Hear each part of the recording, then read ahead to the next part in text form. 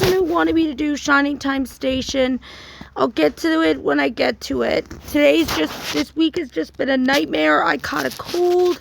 So we're going to do Thomas's Trick, a buried truck story. To the person who left a comment asking people not to pressure me, I really appreciate it. I'm trying to get to everybody's request as best I can, but right now I'm sick. I have to watch the dogs while I'm home alone, and my body feels like knives are being stabbed into it. So I'm trying the best I can, guys, so please bear with me. Let's get this started. I do not own Thomas and Fred's, but tell us everything, and let's go. Henry the Green Engine had steaming troubles.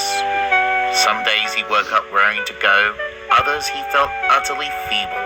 His crew tried hard to make it better, but to no avail.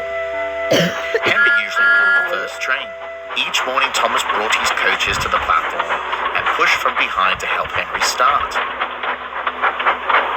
He always whistled, "Good luck," and Henry would whistle, "Thank you," no matter how little steam he had. This made Thomas happy. But Henry's troubles concerned him.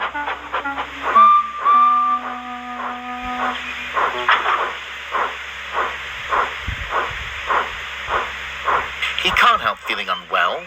The Fat Controller must know that, he confided to Edward. You don't think he'd replace Henry, do you? What? The Fat Controller always gives engines a fair chance, smiled Edward, and Henry's a good sort.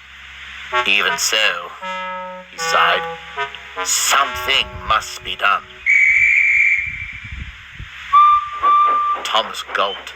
Edward's remark didn't feel very reassuring. I know how Henry feels. I don't feel great either. Later, Thomas was shunting when he saw Sir Topham Hatt talking to the station master. He couldn't quite hear the discussion as Gordon came clanking over the express, but he did hear Henry and making arrangements. Oh dear, Henry is being replaced, he thought. Little Thomas, beckoned Gordon. My coaches need shunting, thank you very much. As Thomas coupled to the train, a thought struck him. Perhaps I could... Yes, it's perfect, he beamed. The next morning he brought Henry's coaches to the platform as usual. I get how you feel, Henry. Henry soon arrived and the passengers began to board. Thomas could hear Henry wheezing at the head of the train. Don't worry, Henry, he smiled. You'll be all right now. The car's whistle blew and Henry started off.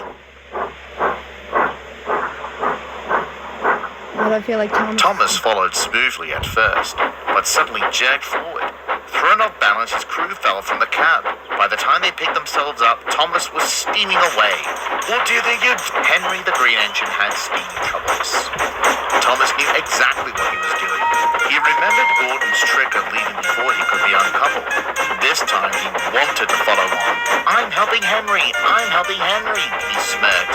Cheeky engine, Buster coaches. Henry was amazed how easy it felt to pull his train.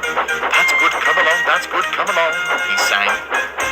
I think it's sweet that Thomas wanted to help. It wouldn't be good for long.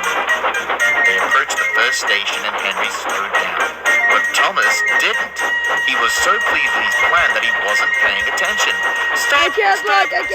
Shrieked the coaches. Without his driver, Thomas couldn't stop. Henry braked with all his might. The train slowed to a crawl, but Thomas's wheels kept spinning. Oh! He winced, shutting his eyes.